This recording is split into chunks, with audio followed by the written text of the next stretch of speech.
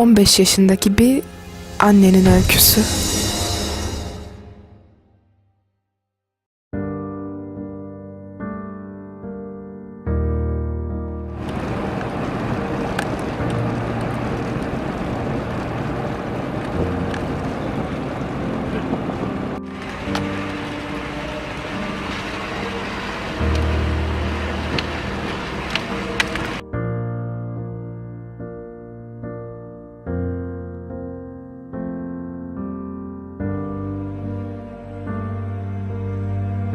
Dağ köyünde doğmuşum. Ama doğumumda kendi ismim, kendi doğumum değil. Benim büyüğüm bir ablamın doğum tarihini koymuşlar bana. İsmim de onun ismi. Onun ismini taşıyorum. Benim ismim de bebekken çok uslu olduğum için Melek koymuşlar.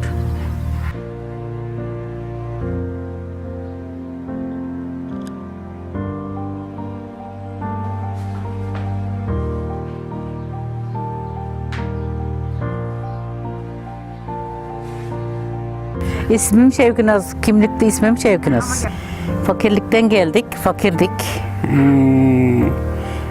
İleşberlik yapıyorduk. Deden ileşberlik yapıyordu. Benim babam yani. Ondan sonra işte köy hayatı vardı, tarlalarımız vardı. Tarlalara giderdik. Annem babam çalışırdı. Ben oynardım. Ağaç evim vardı tarlamızda. Ağaç evde oynardım ben.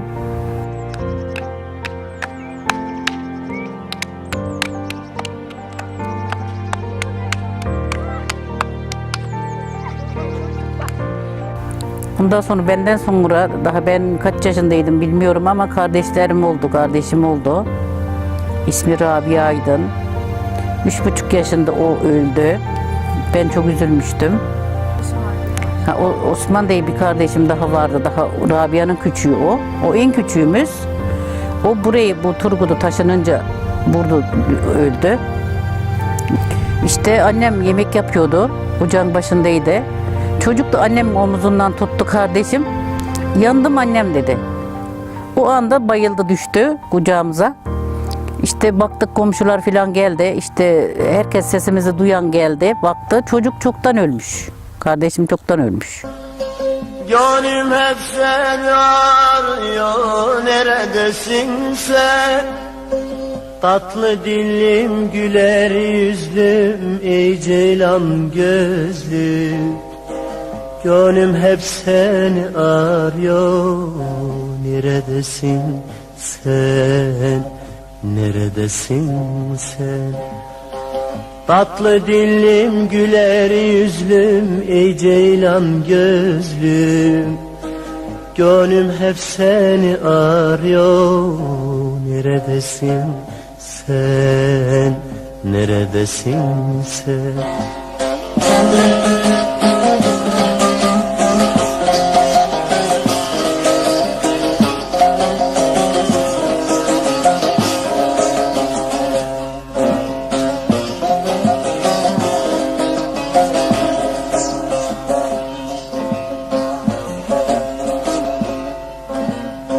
Ben ağlarsam ağlayıp gülersem güler, bütün dertlerimi anlayıp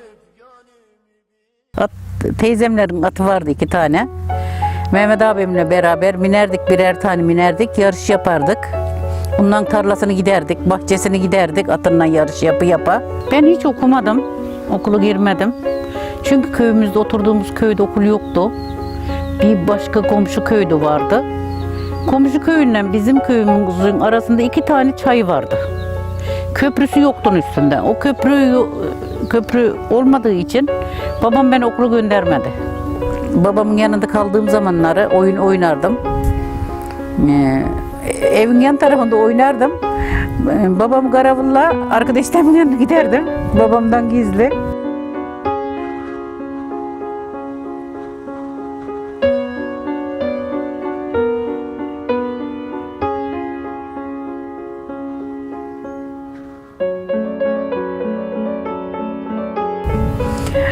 Babam da Melek diye seslendi mi hemen doğru evin yakınına gelirdim. Buradayım babacığım ben derdim. Niye seslenmedin kızım, çağırmıştım ben seni derdi. İşte Seni merak etsin diye derdim. Yani çocukluğum çok güzel geçti ama kısa sürdü, kısa oldu. Ben 11 yaşlarındayken babam öldü. 11 yaşındaydım herhalde. Beni istemeye geldiler. Ondan sonra üvey babam beni verdi. Verdiğim yeri de beğenmedim onları. Hiçbirini sevmedim, beğenmedim. Gelinliğim falan dikildi. O zamanlar hazır giyim yoktu.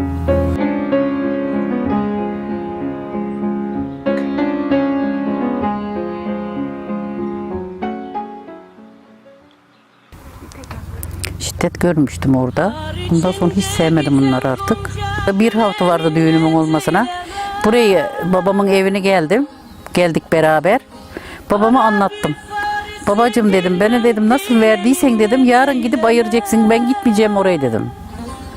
O da düşündü ki gideceksin kızım dedi. Gözüm dedi hep üzerinde olacak. Daha sonra eşyalarınla birlikte alığı gelirim ben sen dedi. Ayırın dedi. Ama şimdi gelin gideceksin sen oraya dedi. Çamaşır yıkattırıyorlardı, ekmek yaptırıyorlardı, yemek yaptırıyorlardı. Bahçeleri yıkattırıyorlardı. Her işi ben yaptırıyorlardı. Aşık olmayı bilmiyorum, sevmeyi bilmiyorum. Nasıl anasını babasına mesela, anasını babasına hani seversen, saygı göstersen, kendi annemin sevgisi gibi. Mesela hani babasını da oğlanı da öyle biliyorsun. Hani sevmek bilmiyorum. Sevmekten haberim yok.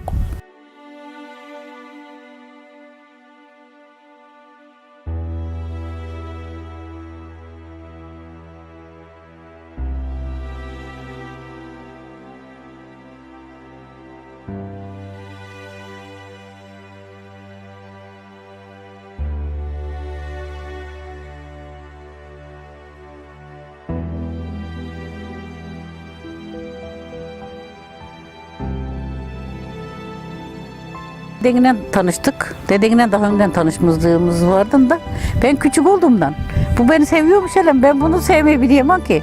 Sevmekten hiç haberim yok. Bu beni kaçalım filan diyor. Ben dedim bunu işaret ettim. İşaretine evimiz yakındı ya birbirine. İşaret ettim dedene. Ben dedim yüzüğü atıp gideceğim dedim. Götürecek misin beni dedim. Biz sözleştik akşam dedim. Akşam kaçalım dedim.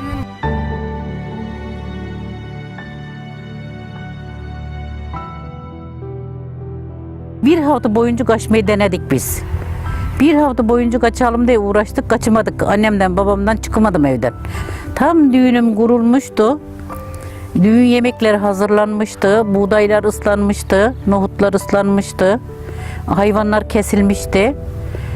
Düğünüm başlamıştı işte. Düğün günümün gecesinde kaçtık. Gittim, deden de beni ta tersiyede bekliyormuş. Pencereden geliyor bu diyormuş. Pencereden gelinim kış günü benim annem babam zobanın başında oturup dur. Pencereden nasıl çık kendi gelin? Ben gittim bundan kapısının önünden geçtim. Birilerinin haberi vardı. Bizi gel demişlerdi. Oraya gittim. Onlar da beraber eşinle birlikte yemek yiyorlarmış. Bir şey dedim, ben dedim Can'ı dedim hani çağırıver gel dedim o adama, amcaya. Can dedim neredeysen çağırıver gel dedim. Kızım dedi yanlış yapıyorsun dedi adam bana. Ben yanlış olduğunu biliyorum zaten dedim. Ben yola çıktım ya dedim. Neredeyse nereye götürsün ben dedim. Eşim benim elimden bir tuttu. Hadi gittik biz.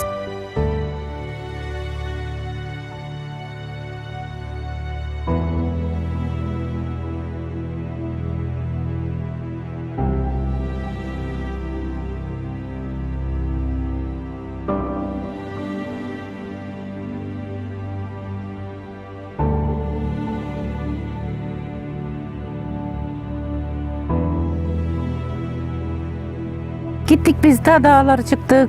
O amca da bizimle geldi. Bizi yol göstermek için biz ufakız ikimiz de o da ufak. Daha askere gitmemiş 19 yaşında. Ben 14 yaşında. Ondan sonra beni bir akrabasını götürdü. Eşim bir akrabasını götürdü. Evine götürdü. Orada ben birkaç gün kaldım.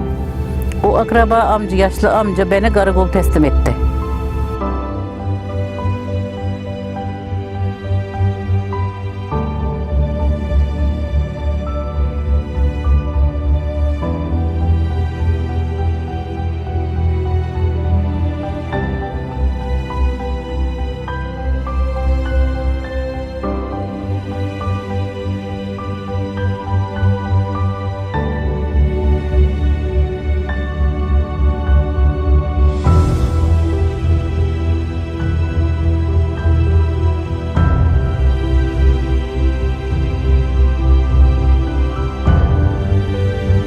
gari benim tabii o nişanlım gidin filan haberi oldu. Hepsinin haberi oldu. Kaçtığımın haberleri oldu. Ondan sonra ben dedim yine amcayı isterim dedim karakolda. Kim istersin dediler bana. Nişanlına mı istersin, kaçtığın oğlana mı istersin dediler. Ben oğlandan kaçmadım dedim. Benim babam dedim, üvey baba dedim. Zorla verdi bana dedim. Ben hani yalan söyledim orada artık. Zorla verdi bana dedim. Ben düğün günümü atlatmak için, geçirmek için gittim dedim. Kendim gittim dedim. Oğlan görmedim dedim. Can değil birini görmedim, tanımıyorum ben dedim.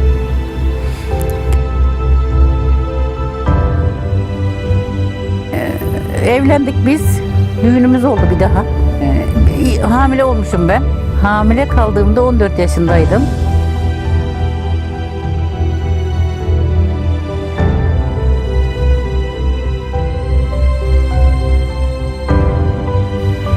Ondan sonra bebeğim oldu. 21 Şubat'ta bebeğim oldu. Çok tosuncuk bir böyle oğlan oldu. Çok utanıyordum karnım büyüdü diye. Böyle bol elbiseler giyiyordum. Anne olmak utanıyorsun. Annemden utanıyorsun, babamdan utanıyorsun, komşulardan utanıyorsun, herkesten utanıyorsun. Çok utanıyorsun. Çocuğumu kucağıma almaya utanıyorsun onlardan. Onlar evden gitselerdi ben çocuğumu sevsem derdim. 1 yaşındaydım böyle, sarı saçları vardı. Bir daha hamile kaldım. 5 sene sonra bir daha hamile kaldım. İnşallah kızım olur, inşallah kızım olur dedim. Kızları çok seviyordum çünkü oğlum var diye. Ondan sonra bir tane kızım oldu. O büyüdü. O 4 yaşındayken bir tane daha kızım oldu. Böyle sulu ağızlı, seyrek saçlı, hastaydın çocuğum. Çok hastaydın. İlk gidişimiz denize. Bayağı böyle kenardan girdim böyle. Acık böyle buramı kadar gelmişim herhalde. Çocuğu kucağımdan bir düşürdüm. Kafamı da soktum denize. Çocuğu bulmaya çalıştım, buldum da. 35 yaşında okumayı yazmayı öğrendim. Kursu gittim çünkü.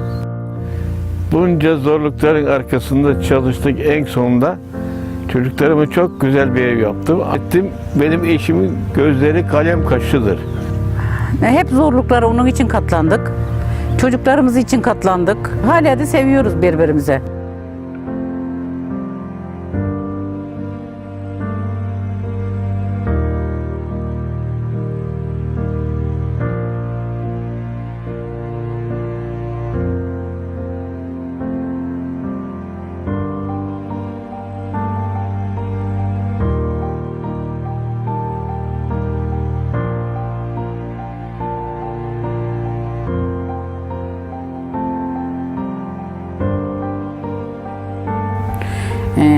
Ne bileyim bilemedim hani çocukluk yaşamadım, genç kızlık yaşamadım. Çocuklarımla birlikte kendim büyüdüm. Çocuklarımla birlikte büyüdüm kendimde.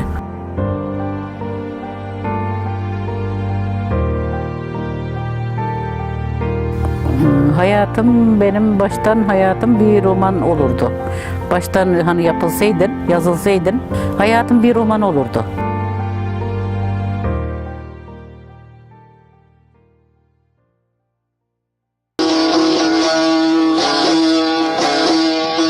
Uzunca bir yoldayım. Gidiyorum gündüz gece.